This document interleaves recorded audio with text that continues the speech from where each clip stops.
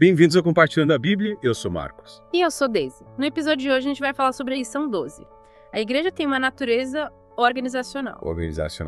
Essa lição da Revista das Lições Bíblicas para 23 de março de 2025, a gente sempre pensa na igreja como esse organismo vivo, cheio do Espírito Santo.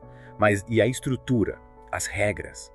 Será que a Bíblia fala sobre isso? Pois é, Marcos. E essa lição nos leva direto para a igreja primitiva, mostrando como a organização foi fundamental desde o comecinho. A gente vai mergulhar na história de Tito, que foi enviado pelo apóstolo Paulo para a ilha de Creta. Com a missão nada fácil de organizar as igrejas por lá. Creta? Por que justo Creta era um desafio tão grande? Parece até cenário de filme épico. Creta era um lugar com uma cultura bem, digamos, complexa. Tanto que o próprio Paulo, na carta a Tito, cita um ditado popular da época que dizia: cretenses sempre mentirosos, bestas ruins, glutões preguiçosos. Dá para imaginar a dificuldade que Tito enfrentou para colocar ordem em igrejas que estavam inseridas num contexto assim tão distante dos valores cristãos. Nossa, era realmente um terreno pedregoso. Mas como Paulo preparou Tito para essa missão? Deu só um tapinha nas costas e disse: boa sorte. De jeito nenhum. Paulo, além de ser um líder espiritual inspirador, era super estratégico. Ele orientou Tito a estabelecer presbíteros em cada cidade, líderes que seriam os pilares da organização da igreja. A gente pode ler sobre isso em Tito 1.5. Deixei-te em Creta para que pusesses em ordem o que ainda falta e constituísses presbíteros em cada cidade como te mandei. Interessante, né? Muito. Então a liderança organizada já estava presente desde o início. Mas será que essa ênfase na organização não sufocaria a ação do Espírito Santo? Afinal, a gente pensa no Espírito Santo como essa força poderosa que age de forma espontânea. Essa é uma dúvida que muita gente tem, Marcos. Mas o que vemos na Bíblia é que a organização e a ação do Espírito Santo podem andar juntas. Paulo, em suas cartas, mostra que a igreja guiada pelo Espírito Santo também precisa ter ordem em seus cultos. Olha só o que ele escreve em 1 Coríntios 14:40, mas tudo seja feito com decência e ordem. E não é só isso. Ele fala sobre cuidar dos necessitados, ter um sistema de gestão financeira, até mesmo comissões para lidar com questões éticas. Uou! Então, a organização era como um canal para a igreja colocar o amor de Cristo em prática de forma mais eficiente. Exatamente. Imagina você tentando construir uma casa sem um projeto, sem organização. Seria uma bagunça, né? Com a igreja é a mesma coisa. A organização permite que a igreja funcione bem, cresça e alcance mais pessoas com a mensagem do Evangelho. Faz todo sentido, deu até um clique aqui. Mas me fala, quais exemplos a gente encontra na Bíblia dessa organização em ação? Em 1 Coríntios, por exemplo, Paulo fala sobre a importância de ter horários e ordem durante os cultos para que todos pudessem participar e entender a mensagem.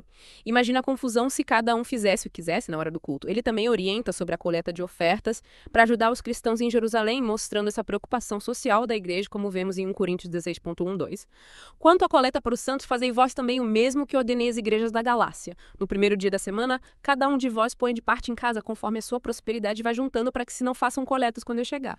Realmente era tudo muito bem planejado. E a gente vê em Atos a realização do primeiro concílio em Jerusalém, reunindo líderes para discutir questões doutrinárias importantes, como a inclusão dos gentios na igreja. Que exemplo incrível de organização para resolver conflitos e manter a unidade da igreja. Exatamente. Em Atos 15:6, lemos: Então os apóstolos e os presbíteros se reuniram para examinar essa questão. Imagina só a importância dessa reunião organizada para o futuro da igreja. É impressionante como essa galera, mesmo enfrentando perseguições e desafios, se preocupava em ter uma estrutura organizada. Mas me diz desde o que a gente pode aprender com tudo isso. Acho que a principal lição é que a organização, quando bem aplicada, não atrapalha a vida espiritual da igreja. Muito pelo contrário, ela ajuda a igreja a crescer e cumprir sua missão no mundo. Assim como o nosso corpo precisa de ossos, músculos e órgãos para funcionar direitinho, a igreja precisa de estrutura e organização para impactar o mundo com o evangelho. Verdade. E você que está acompanhando a gente nessa imersão já parou para pensar como a organização da sua igreja contribui para o seu crescimento espiritual e para o reino de Deus? A gente vai falar mais sobre isso já, mas fica essa pergunta para você ir pensando. Perfeito. A igreja somos todos nós e cada um tem seu papel para que as coisas funcionem bem. E por falar em papéis, essa lição também nos leva a pensar sobre a questão da liderança na igreja, né? Afinal, quem organiza precisa de alguém para liderar. Com certeza. E a Bíblia é bem clara sobre a importância da liderança na igreja. A gente vê em Hebreus 13:17. Obedeçam seus líderes e submetam-se à autoridade deles. Eles cuidam de vocês como quem deve prestar contas. Obedeçam-lhes para que o trabalho deles seja uma alegria e não um peso, pois isso não seria proveitoso para vocês. A liderança é fundamental para guiar e tentar cuidar do rebanho, né? Mas, e aí você já se perguntou qual é o seu papel nessa organização toda? Que pergunta. É sobre isso que vamos conversar na próxima parte do nosso programa. Não sai daí e voltamos com o Compartilhando a Bíblia. A gente começou a desvendar essa ideia da igreja como uma estrutura organizada, né? Mas, e aí, Marcos, acho que essa necessidade de organização se aplica também à nossa vida espiritual e individual. Olha, desde agora que você falou, me fez pensar que faz todo sentido.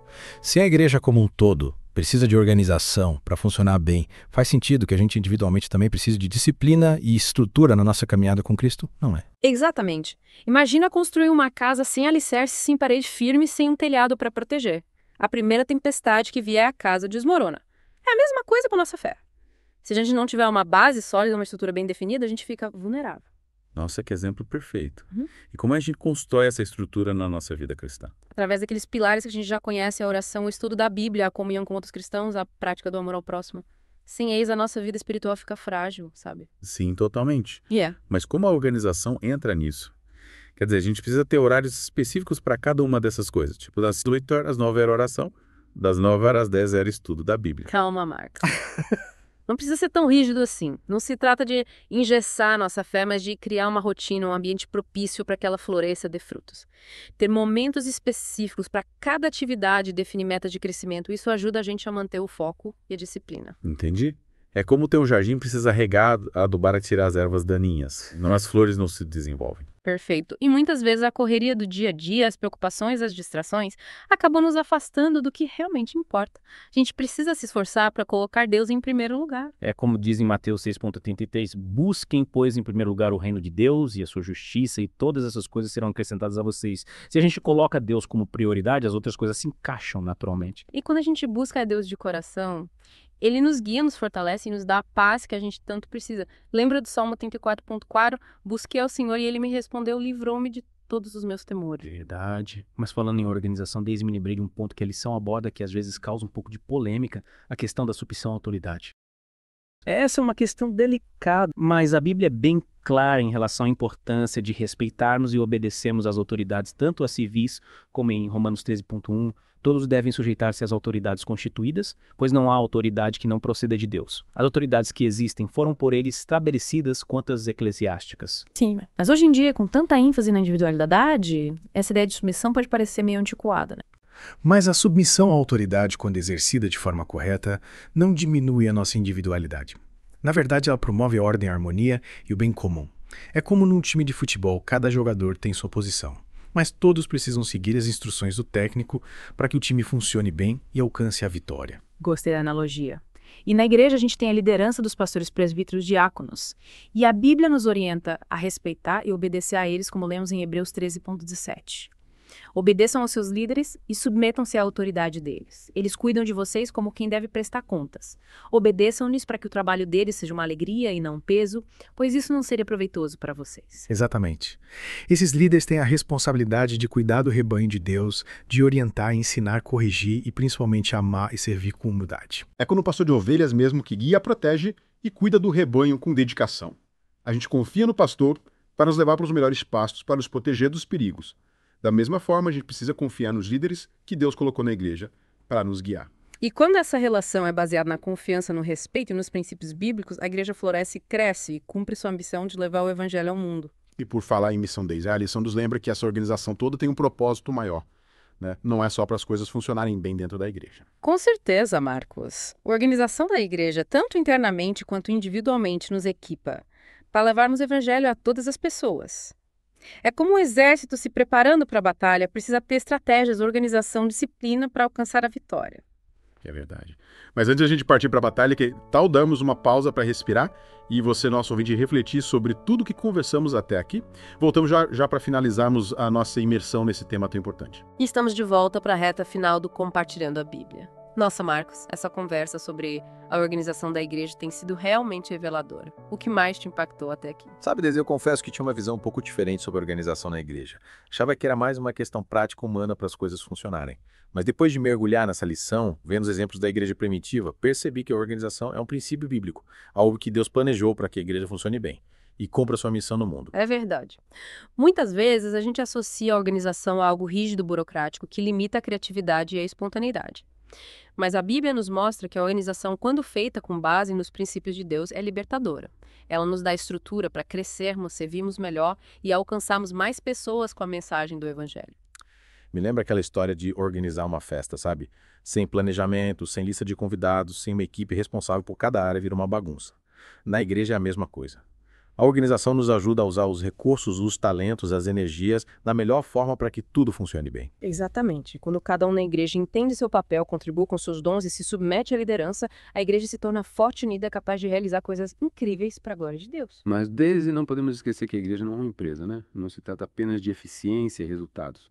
O que realmente importa é o amor, a comunhão, o cuidado mútuo entre os irmãos. Concordo plenamente, Marcos. A igreja é uma família unida pelo amor de Cristo. É um lugar onde cada um deve se sentir acolhido, amado, cuidado. Em João 13,35, Jesus diz: Nisto conhecerão todos que sois meus discípulos se vos amardes uns aos outros. O amor é a marca registrada da igreja verdadeira. É o que nos motiva a servir, perdoar, suportar as fraquezas uns dos outros e celebrar as vitórias juntos. E quando esse amor está presente, a organização da igreja se torna mais leve, mais fluida, mais frutífera. É como um jardim bem cuidado onde cada planta recebe a quantidade certa de água, luz e nutrientes e floresce com beleza e abundância. E por falar em florescer, Daisy, essa lição também nos desafia a pensar sobre o nosso papel na organização da igreja, né? Não podemos ser apenas espectadores passivos. Com certeza. Cada membro da igreja é importante e tem algo especial para oferecer. Dons espirituais, talentos, habilidades, práticas, recursos financeiros, tempo de posição para servir. A Bíblia nos ensina que somos como um corpo onde cada membro é essencial. Lembra daquela passagem em Romanos 12,4-8? Paulo diz: assim como cada um de nós tem um corpo com muitos membros, e esses membros não têm todos a mesma função, assim também. Nós, embora sejamos muitos, formamos um só corpo em Cristo, e cada um de nós é membro um do outro. Temos diferentes dons de acordo com a graça que nos foi dada. Se alguém tem o dom de profecia, use-o na proporção da sua fé. Se o de servir, sirva. Se o de ensinar, ensine. Se o de encorajar, encoraje. Se o de contribuir, contribua generosamente. Se o de dirija com diligência. Se o de mostrar misericórdia, faça com alegria. Que linda passagem! Ela nos mostra que a diversidade na igreja é uma riqueza e que a organização nos ajuda a usar essa diversidade de dons e talentos para a glória de Deus. É como a orquestra Daisy, onde cada músico toca seu instrumento, mas todos seguem na regência do maestro, criando uma melodia harmoniosa e inspiradora. E na igreja, o nosso maestro é o Espírito Santo. Imagem linda, Marcos. E essa orquestra, esse corpo, essa família, que a igreja tem uma missão grandiosa, levar o evangelho a todas as pessoas, fazer discípulos, batizá-los em nome do Pai, do Filho e do Espírito Santo, ensinar tudo o que Jesus nos ordenou. Que missão incrível. E para cumprirmos essa missão com excelência, a organização é fundamental. Precisamos de líderes sábios, membros comprometidos, recursos bem administrados, estratégias eficientes e uma estrutura que suporte o crescimento da igreja. É como construir uma grande catedral, Marcos. Precisamos de um projeto sólido, materiais de qualidade, trabalhadores habilidosos e um acompanhamento constante para que a obra seja concluída com sucesso. E nessa construção do reino de Deus, cada um de nós tem um papel importante a desempenhar. E você que está nos acompanhando nessa jornada, já parou para pensar qual é o seu lugar nessa construção? Quais dons, talentos e habilidades você pode usar para contribuir para a organização da sua igreja e para o crescimento do reino de Deus? A igreja não é um lugar para espectadores, mas sim para protagonistas. Reflita sobre seus dons, ore pedindo a Deus direção, converse com seus líderes, se coloque à disposição para servir. E participe ativamente da vida da sua igreja. Que essa lição sobre a natureza organizacional da igreja nos inspire a sermos cristãos mais comprometidos, mais engajados e mais dispostos a fazer diferença nesse mundo.